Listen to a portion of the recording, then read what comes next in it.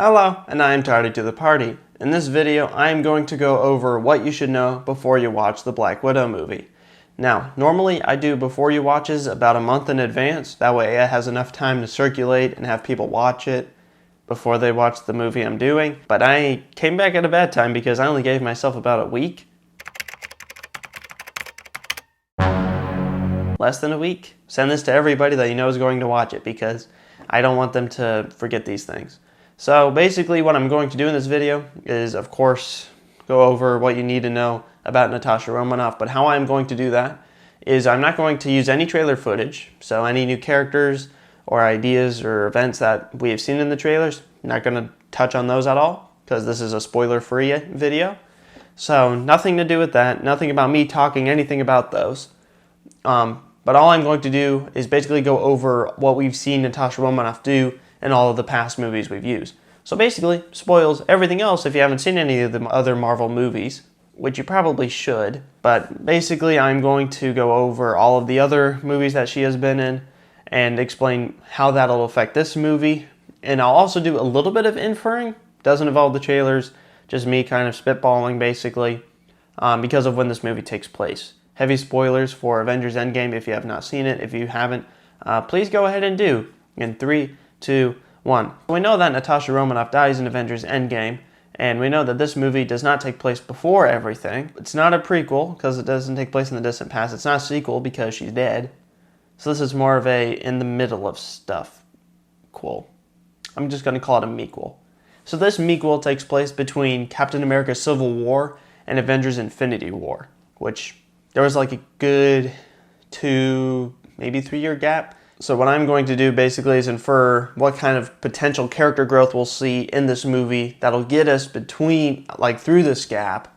That way we can potentially see what changes we might be able to see. Shouldn't be anything that would spoil this movie because I'm not going to basically touch on any of the events seen in the trailers. So with that, I hope you enjoy.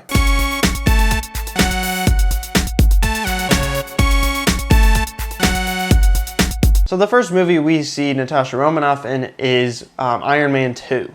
And in that movie, all we basically see is, hey, look, this is this really cool S.H.I.E.L.D. agent. Like, she's like, kind of like a ninja, more of an assassin, doesn't use traditional tools, uses more like S.H.I.E.L.D. agent tools, but more of, I haven't seen that movie in a while, I probably should have. But basically, Iron Man 2 just introduces her as, hey, here's this really cool S.H.I.E.L.D. agent. In the first Avengers movie, we see that Natasha Romanoff wasn't always a S.H.I.E.L.D. agent, that she had done something beforehand, and that whatever did happen, that made her S.H.I.E.L.D. agent could have helped her with a relationship with Clint Barton, aka Hawkeye, because they seem to be good friends, and they were both S.H.I.E.L.D. agents.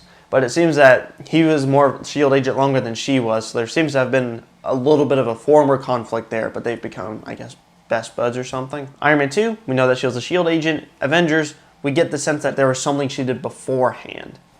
And then in Captain America the Winter Soldier, we get a little bit more of that. We get to see that she had a little bit more of a shady side with her, and that she felt that S.H.I.E.L.D. was a place where she could redeem herself, where she could, what was the term she used? I think she used it in Age of Ultron when she says, like, get the blood out of her ledger, red out of her ledger. Basically, she feels like S.H.I.E.L.D. was a place where she could redeem herself from her past, but we don't get a direct sense of what that was. And then we get to Avengers Age of Ultron, where we actually see a flashback of what she used to do. She was a part of this program. It's referred to as the Red Room. I don't know if that's the program or if that's just like a specific facility. But basically, she was trained to be an assassin, and it wasn't for S.H.I.E.L.D., it was more for shadier stuff. Well, that's all we get, is that she was raised into this at a very young age as a little girl. So she had been doing this for a few years, and then at some point she had made a turn and joined S.H.I.E.L.D. with that. So that's all we can infer from that side of the story. And that she does kind of see herself as a monster when she's talking to Bruce Banner, how she doesn't see herself as someone who can be greatly redeemable. So she always feels like a sense of guilt within her, that she's trying to, like a burden, that she's trying to get over. And then we get to Captain America Civil War. So this is when the Avengers basically divided because they had different thoughts about what should happen. So Iron Man, or Tony Stark's side, was more of saying, we gotta have more oversight because what we're doing isn't the safest thing and it's causing more casualties, arguably. So we need to have someone that can more put us in check, keep us responsible, etc. And then on Captain America or Steve Rogers' side of things, he says, no, we shouldn't do that because we saw what happened with S.H.I.E.L.D., how it turned corrupt, and how basically we can only really trust ourselves because even if we did have oversight that was good, they wouldn't send us if we actually needed to be there. So Steve was more on the side of we need to hold ourselves accountable rather than somebody else, or we need to learn to do that.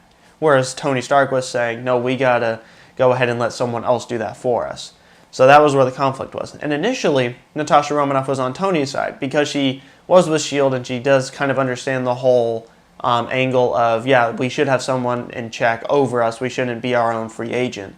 But she was kind of caught in the middle because she understood on both sides. Because she understood, yeah, people will always kind of do different things. Like she saw Steve's side with S.H.I.E.L.D., how that backfired dramatically.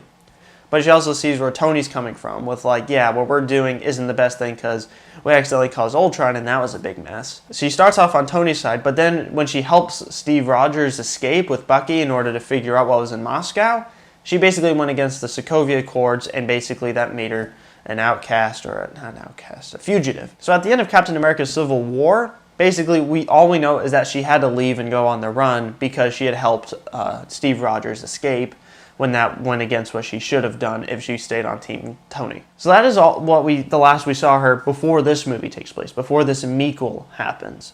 So what happens after this mequel? Well, after this, we see Avengers Infinity War. And in this, we see that she is with Team Captain America, where she's dyed her hair blonde, that way she can blend in with everything, blend in and hide better from her naturally red hair. But we see that she's had some change. Like she's had some personality change. She seems to be a little bit better. She seems to have accepted things a little bit more than when we last saw her. She did somehow meet up with Team Captain America after having to go on her own basically for a while. So I don't know whether or not we'll get that in the Black Widow movie. I could see it happening. I could see it not happening. She just found them naturally in some other means. But yeah, basically from Civil War to Infinity War, we see that she's blended in more with everything in order to stay on the run and hiding because she's a fugitive of the international law, basically. And then we get to Avengers Endgame, where the main takeaway from that was the fact that she sacrificed herself in order to get the Soul Stone and bring back half of everybody that went extinct. She sacrificed herself, and the reason why she did that, and not only because it would have spared her best friend, that being Clint Barton again. But that way, it felt like the only way she could redeem herself, that she could get rid of her burden that was on her this entire time, the red in her ledger. It was the only way she felt like she could fully redeem herself and get rid of all of her guilt. That it was the one way she felt like she could erase all the wrongs she had done in her life. So we see that she was still feeling all that. So it's not like in the Black Widow movie, she'll get rid of all of that if she tries tackling that issue. But she did seem a little bit better in Avengers Infinity War afterward, but clearly not fully if she still felt guilty in Endgame. So basically, that is all you need to know before you watch the Black Widow movie. So she started off as an assassin for the Red Room program. At some point, she turns around and joins S.H.I.E.L.D. and feels like it is a place where she can correct her wrongs or make up for her wrongs. But then that organization crumbled, basically turned itself inside out when it revealed that Hydra was basically a good portion of S.H.I.E.L.D. all along that had been growing. So she basically had to show basically her past and all that and show it to everyone when she had to share basically the fact that S.H.I.E.L.D. was Hydra in that process. But she felt like the Avengers was more of her family, more of the group that she felt like she could help redeem herself from afterward. And then we get to Age of Ultron, and now we see her past when she has the flashbacks. But in terms of after that, she's starting to connect more with Bruce Banner, but that's because he sees himself as a monster, can't forgive himself of that, but she also sees herself in a similar way, which is why they're able to bond. And then we get to Civil War, where in that, basically she's on the fence between, I like both of these sides, because I understand where Tony's coming from on his side of the angle, but I also get where Steve is coming from, and I'm more friends with him. I understand his cause, I understand that he thinks he knows what he's doing what he thinks is right. So she does him a favor, and that ends up making her enemy of the United Nations. So that's an incredible feat. Then she's on the run for some period of time before we reach this movie. And she doesn't feel like she has concluded herself for her wrongs, that maybe she has to deal with her past in this movie, come up across her past and figure out what her place is now since she's on the run. Isn't like a part of it that her family is, like her new family is basically divided now. And then basically she's gonna meet up with Cap at some point. Could it be in this movie? Could be, could not be. I don't really care about that part. But basically I just want to see her story arc in this, like what development she makes and then what other things are introduced in this movie as well. Alright, so that is all I have in this video for you, and I hope you enjoyed it. If you liked it, please give this video a like. If you are new to this channel and you were suggested this, please subscribe. That way you can see other videos that I post like this. Basically from this point forward, I'm going to do more story and analysis and stuff like that. So stick around for those, and I'll guess we can have a music competition to redo the music that is more than likely playing right now. And then let's try to get the subscriber count up. I haven't posted in forever, and I've somehow been getting views. So let's make sure that the subscriber count is a lot better than whatever this percentage is, because I haven't looked at it. So that is all I have. I hope you enjoyed the movie and that this before you watch set it up well. And with that, sayonara.